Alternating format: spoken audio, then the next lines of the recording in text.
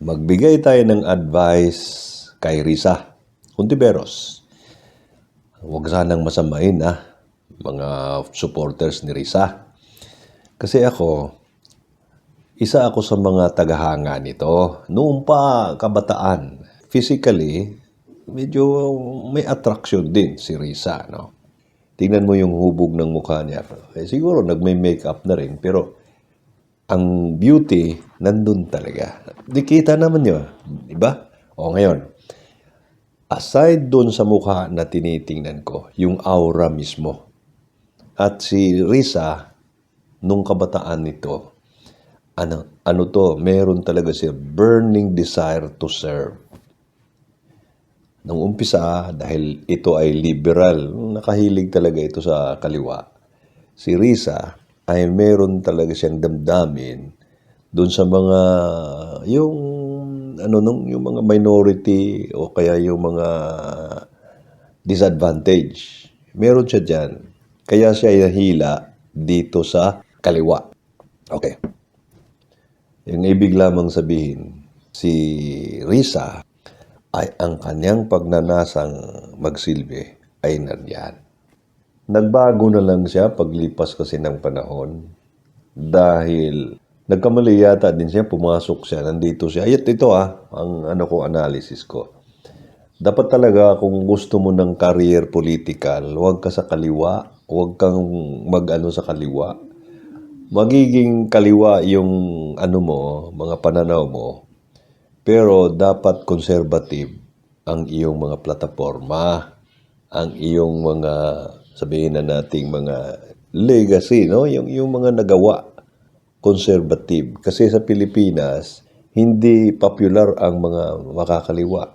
Kaya ang ginagawa nila ng mga taong ito, ipinipilit nilang gumawa na ma-attract. Meron mga gawain silang ma-attract ang mga tao, ang sambayang Pilipino. Hindi. Ang Pilipinas, conservative. Medyo mahirapan kayo. Kaya ito si Risa, ganun din. Nagkamali siya. Kaya nakakaawa din, kasi magmula ng kanyang pagka-estudyante. Ano na talaga to? Aktivista na At lumalaban, kinakalaban kahit sino makaupo dyan. Liban lang kay Noynoy at saka itong si Marcos ngayon. Dito mo rin makita ang kanyang mga strategy na hindi rin magustuhan ng mga makakanan. Alalahanan natin mga makakaliwa. Mas marami ang makakanan kaysa makakaliwa sa bansang ito.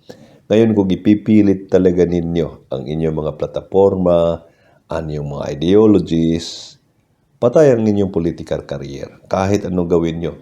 Siguro makasampa kayo hanggang kongreso, Kasi, gano'n naman talaga Sa kongreso, pera-pera lang ang dito. Ang tsaka yung magkong-conspire kayo at gagawa kayo ng mga paraan na kayo maupo dyan. Pero pag highest post of the land na, mahirapan.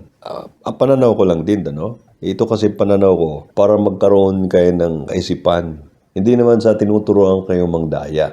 Subukan ninyo na mag-convert na magiging conservative. Wala talagang mangyayari pagka makakaliwa. Sasakyan lang kayo ng mga forces na gagamitin lang din kayo. At ang inyong pagnanasa na makasampa sana, makamit yung mga magandang posisyon sa ating pamahalaan, sa ating bayan, hindi nyo makuha. Si Risa, kung ikumpara mo ngayon kay Sara, si Sara hindi nag-umpisang ganyan. Siguro dahil ang kanyang tatay ay popular na rin, pamilya nila, kaya siya nanalong bigla. Kaya siya nanalong pagka-mayor. Pero hindi din yan Nahila siguro siya, nahatak siya ni Duterte. Kaya nga ganun Kung sana noong mga panahong yun ay inisip ni Risa na dapat magiging strategy ko ganito. Para pag-aralan, kaya lang hindi nag-aaral Ang kanila, iginigiit talaga na ito ang tama. Ito lang ang direksyong mapupuntahan natin na mapapaayos ang bansang ito. Stubborn ang tawag na stubborn. Sa tagal ng panahon na nandyan sa ngayon, ilang taon lumipas, hindi niya nakita na yung strategy niya ay hindi talaga effective. Samantalang ang mga Duterte, local lang sila, nag-serve sila doon sa locality nila, nagiging popular. Ang kanya, gusto niya kaagad national. Dapat nag-serve mo na local. At nag-experience siya na siya doon. Pinakita niya ang kanyang leadership, ang kanyang accomplishment. Saka siya sana pumakyat. Kaya lang pag ang tao kasi, ang paniniwala talaga niya na ang ideology ang mananalo, wala, ano talaga to, ang chance na pakababa, malalampasan ito. Kaya, baguhin mo Risa ang iyong style. Ngayon, tinitira mo ang China. Tinitira ng matindi talaga ang China, no? Na tuloy, napagsabihan ka ng China na nag-grandstanding ka na naman. Political motive na naman itong ginawa mo. Maneuvering, no?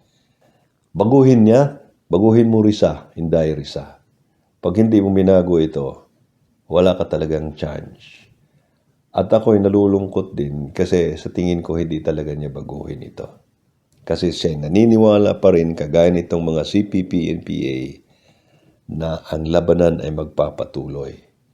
Sa bagay, kailangan din natin sa bansang ganito para merong check and balance. May mga tao din ganitong kailangan natin. Para naman magtitipto yung mga nakaupo diyan. Kaya lang kung ganito na naman ngayon, naglalaro-laro sila sa politika for a certain reason na hindi natin alam, haka-haka lang na talagang gusto itong umakyat, tumakbong pagka-presidente, magiging presidente. Wala siyang chance talaga mga kapatid. Tingin ko lang walang chance. Kahit anong sira nyo kay Sara, wala na kayong masisira Sirang-sira na Pero popular pa rin. Hindi mo maintindihan kung bakit. At ngayon, lalo mong sinira ang iyong papel, ang iyong sarili, madam. Inday Risa, no? Dahil sa iyong mga comment, blatant talaga ito, nakakapaano blunt pala, blunt na mga comment mo. Mga remarks sa China. Kasi mga kapatid, halimbawa nanalo si Risa, ang ibig nyo bang sabihin? At talagang siya, ihihiwalayin niya ang sarili, ang Pilipinas, from China. Sa economy, natin yan? Meron tayong malaking porsyento sa ating mga export papuntang China. Nasa 20% yata yan. Pag nawala yan, ang laki ng chunk mawala sa ating economy pagkaganyan. Hirap na nga tayo ngayon dahil sa itong Amerika, lumalakas ang kanilang economy. Hirap na nga tayo. Pagkatapos babagsak pa ang ating pagnenegosyo sa China, saan tayo pupunta? Dapat ito rin ang isipin ni Risa. Nasisira niya ang kanyang diskarte dahil sa kanyang ideology. Kaya ito ang aking advice, no? Unsolicited dito at sana hindi niyo masamain mga kapatid, yung sumusuporta sa kanya. Para naman sana manalo din siya, no? Makatikim naman tayo kung ano man yung sinasabing si Sara daw ay hindi magiging maayos ang ating bansa, kagaya sinabi ni Trillanes. Bukan din natin, mga kapatid, no? Pero sa tingin ko, malabo. Mas pabor pa ako kay Lene, na malalo pa si Lene kay Risa.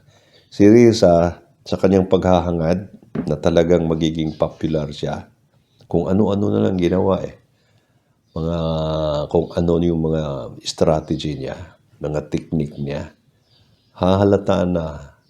Kaya ang mga tao, hindi naman lahat din, pero sobra sa kalahati ng mga Pilipino sa Pilipinas ay walang tiwala na sa kanya. Ngayon, naghahabol-habol talaga siya, pero mukhang mahirapan talaga.